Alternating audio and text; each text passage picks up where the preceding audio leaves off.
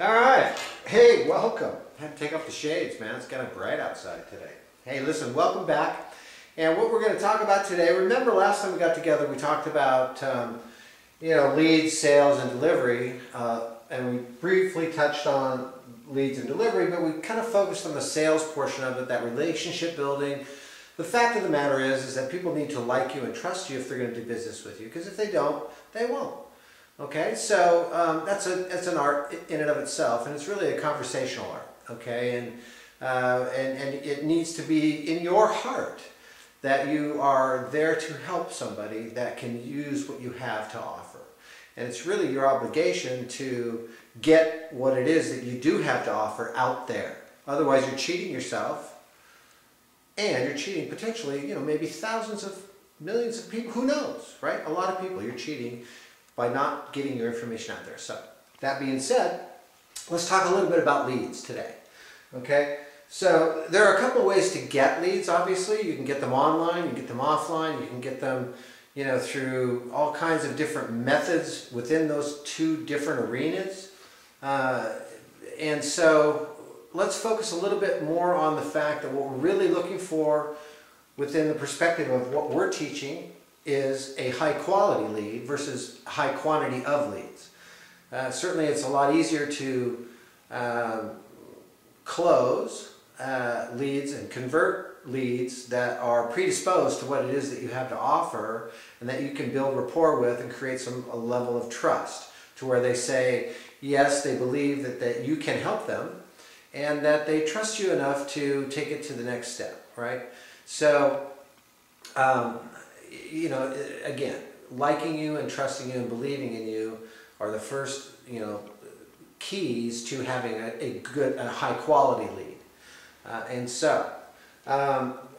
Let's look at one of the biggest metrics that you need to follow, and that is your cost per lead. So, because believe me, every lead costs money. Even though you can generate so-called free traffic online, is that free traffic really free? Ask yourself that question, because many times that free traffic is traffic that is not qualified for what it is that you have to offer, either financially or in their life experience, wherever they're at. They don't really need what it is that you have to offer. They're curious, whatever.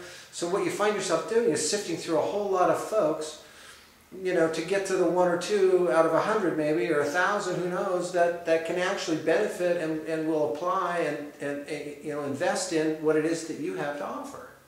Okay, so what we're not looking for is a high quantity. We're looking for high quality. So as we do that, we need to be very smart about how we market. So whether it's online or offline, doesn't really matter. You need to focus on those that are most likely to apply and invest in what it is that you have to offer to them.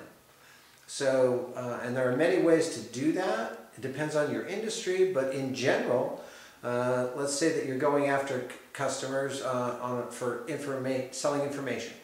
So you go online, you go to Google Analytics, you can test a couple of different ways to find out who's currently interested in what it is that you have to offer, or something similar to what it is that you have to offer. You can also call list brokers, and they can tell you, if you want folks that earn $150,000 or more a year, that have recently gone through cancer treatment, that are now in recovery and looking to better their lives in other particular, whatever it might be. You can nail it right down to the very specific market that it is that you're after, which is what you need to do, because as I'm going to show you here in a second, we're not looking after, for 1,000 leads per se. Well, eventually, yes, of course, but immediately no. Okay, so cost per lead is very important. If every sale, and in the example we're going to use, for every sale that you make, you're going to generate a $7,000 for your company or yourself in gross fees. Well, if that's true, then how much are you willing to pay per lead? Okay, so if let's say, and we've been experiencing this ourselves, and that is that, say, for about every lead that we get that's a quality lead that we're looking for, it's costing somewhere between $200 to $400 per lead. Okay, but what we have to offer is at a level where, okay, that's a no-brainer. If I could spend $200 to $400 per lead, like if you're in a sales industry where you're earning $7,000 per sale, would you pay $200 to $400 per lead to get that, knowing that you're only going to convert 1 out of 5 leads? Okay, so that means you're going to spend anywhere between $1,000 and $2,000 per lead to get $7,000. Would you go give anybody today, right now, $2,000 to have them give you 7? I think so. Who wouldn't, right? Okay, so let's talk about that a little bit. Let's say that your goal, and for the purposes of this illustration, we're going to use the goal of $100,000, okay? Now, that can be monthly, that could be yearly, that could be semi-annual, that could be whatever it is that you want it to be. It could be daily. I don't know what your goals are. But we're going to break this down mathematically to show you how you can, how the mouse eats the elephant, one bite at a time. So, okay, so your goal is $100,000. Each sale you make, you generate $7,000, okay? So how many sales do you need to get right at that 100? Well, you need 14. That'll give you $98,000, okay? So it's right at 100. So if you're closing 1 out of 5, then that means that you need to generate 5 times 14, or 70 leads. Right, to get to your 14 sales goal. Okay, so now if that's a yearly goal, that's what, just barely over 1 a month. That's like part-time. I mean, you can do that easy. Anybody can if you're smart about it. And there's a step-by-step way to do just that. And my goal for you would be actually to make a BOG, a big, hairy, audacious goal, B-H-A-G, for yourself. So if you're right now thinking of $100,000 a year, why don't you set a goal for, 200, double it. Let's get crazy. How about setting a goal for $500,000 a year, okay? Just do the math and it'll tell you how many leads you need, quality leads, to get to that number of sales you need to get to that goal that you're shooting for. But for this particular instance, we're using $7,000, and let's say that each lead costs you $200. So you got 70 leads, right? So 70 leads times $200, it's $14,000. Okay. Okay. Are you willing to spend $14,000 to make $98,000? The math looks good to me. I'd do it all day long, and am all day long, because again, the math works, right? I love math, so 98 minus 14 leaves you $84,000. Okay, so yeah, that's definitely where you want to go. Okay, so let's talk a little bit about offline ways of generating leads for you. Okay, and we'll get into the online stuff in a little bit. But offline, there's several different ways that work really, really well. Again, though, what you really need to do is, number one, absolutely target your market. Laser target your market. Nicheify your business. Don't try to cast your net into the wide sea. Find the pond where the fish are that want to eat what you have to offer. Okay, so metaphorically. Now, direct mail. That's one great way that a lot of people would say, well, it's really old-fashioned, Mike. Well, yeah, maybe so, but it works. Okay, why do people still do it? It works. Why does it work? Because it only works, of course, if you've got the formula down. You get your message out, to the people that are most likely to need it, want it, and use it. I mean, the timing is really, critical. In fact, let me look through my notes here for a second, because, I mean, this stuff works so well. It's like ridiculous. Well, anyways, what you really want is for people to raise their hand. This is the whole goal behind all your marketing efforts, is to have somebody raise their hand and say, I need help. It's not to go out and promote yourself. It's not to go out and say, hey, I'm the greatest, I'm the this, I'm the that. It's about talking to people about what it is that they need in their life, and seeing if there might be a way that you can help them. And they raise their hand, and you demonstrate that in a way that they raise their hand and say, hey, I need help, okay? That's the perfect customer for you because you're creating a transformational value in their life. They are ready, willing, and able to accept your information and apply it. They can easily afford it. And certainly as compared to what it would cost them, and this is the key thing to remember, what it would cost them to not, work with you, to not implement what it is that you have to offer, to stay in a place that's called, I'm fine, okay? Because that's the worst place you can be when you have these dreams where you want to be, where you know you should be, you have the talent to be, and you say, well, it takes too much to get there, I don't know how to get there, so I'm fine.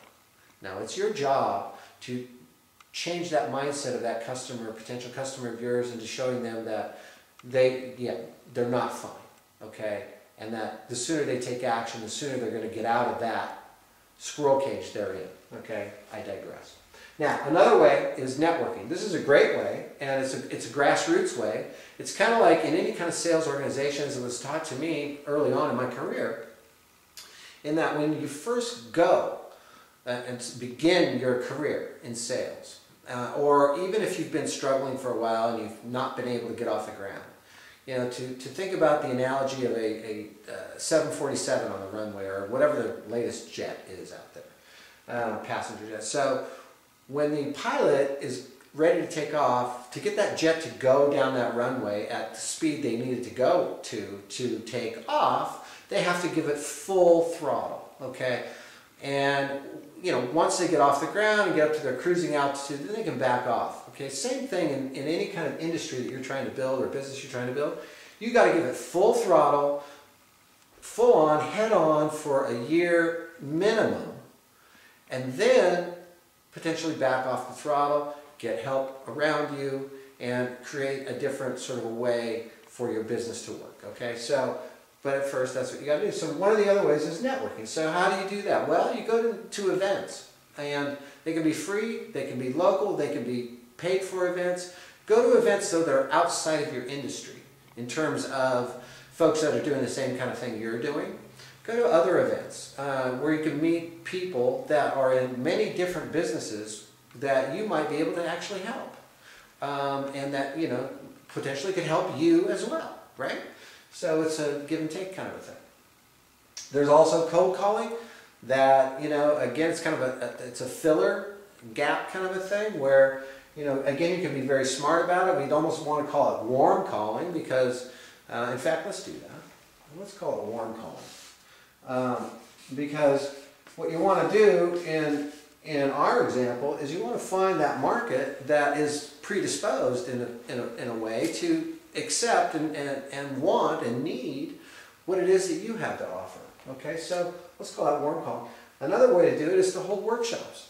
Depending on whatever industry you're in, you can certainly find local businesses to get maybe excited about attending a workshop, a free workshop that you're going to get on dog grooming, on dating, on business building, on whatever it is that you're selling.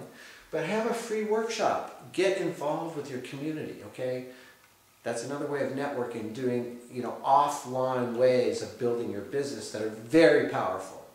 Okay, and don't forget, everybody that you meet every day that you're out there working and networking with folks, those that you meet, especially those that you meet that you'd like to stay in contact with, make sure you do that one thing that's still the best-selling tool there is in the world.